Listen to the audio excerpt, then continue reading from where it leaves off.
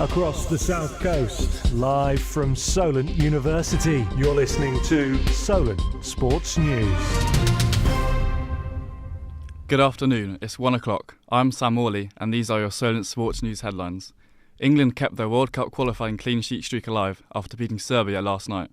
Phil Foden made his first appearance since March and whilst playing in the false nine role, he assisted Eberechi Eze for England's second goal. Thomas Tuchel spoke about what the Manchester City man has to offer following last night's game.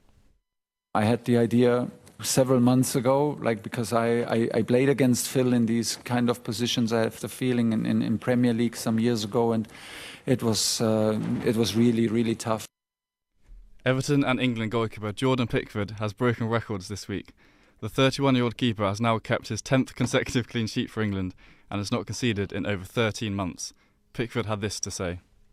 To have that stability at the back, it's a great trait to have, and there's one more to go yet. Dust ourselves down, get ready for Albania on Sunday, and just keep winning football matches. But we've got that basis of keeping clean sheets as well. We can't get bored of doing that. Cristiano Ronaldo was sent off last night in Portugal's game against Ireland after he elbowed Dara O'Shea just after the hour mark. Ireland went on to win the game 2-0, but Portugal remained top of their group on 10 points. Boss Roberto Martinez says he has no concerns with Ronaldo's red card. I don't think it's anything that doesn't happen in football. He's won many games for us. He's a reference for us, and now we need to make sure we win the next game for him. The National League is continuing a 3-Up campaign this weekend and is launching its most eye-catching statement yet. The 3-Up campaign is a protest aiming to have a third place made available for promotion to the Football League. Eastleigh and every other team will kick off at 3:03 p.m. on Saturday as they head to league leaders Carlisle United. Here we have Matt Gibbs, who actively supports the campaign. So Matt, what are your thoughts on this movement? Yeah, I mean, I think it's a bit of a broken system, to be honest. You look at teams like last season, for example, York, they were flying in the league and finished 23 points above Oldham, who they played in the playoffs. It's a one-game playoff as well, so they had Oldham at home and lost on that day. As I say, 23 points clear of them, it's quite a big gap, and Oldham were the team that went on to get promoted in the end, which doesn't seem too fair, obviously considering they finished in second place. I think they're about 13 points above Forest Green, who finished third as well, so it's quite a big gap. Another example of sort of it being a bit of a faulty system, in the 2022-23 season, Notts County had over 100 points, and sort of managed to scrape promotion through the playoffs. Chesterfield sort of took them right down to the wire in that game, and I feel like there would have been a lot more uproar if Notts County weren't to have been promoted that day. Obviously, following that season, Wrexham won the league, and the viewership in the National League has gone up a lot, and it's quite a big league now, so I think it's only sort of fair that it gets the recognition and sort of we get the extra playoff promotion spot that we deserve. Like, games are now streamed onto DAZN, which is quite a big deal. That's not something that was obviously been around for too long. That only started last season. I think lots of teams generally outgrow the league and outgrow the division. You look at sort of examples like Chesterfield, the year they went up, obviously they barely missed out through the playoffs, so they were a good side that year.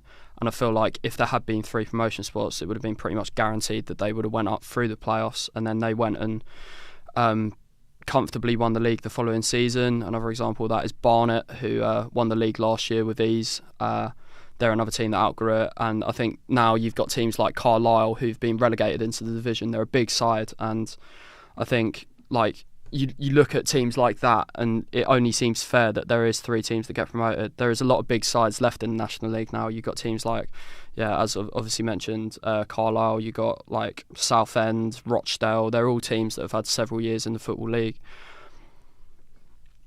Yeah, it's obviously a big campaign. Thanks, Matt. The 9 venues hosting Euro 2028 in the United Kingdom and Republic of Ireland have been revealed. 6 English stadiums will host fixtures while 2 Irish stadiums host games. Scotland has 1 stadium that will host matches.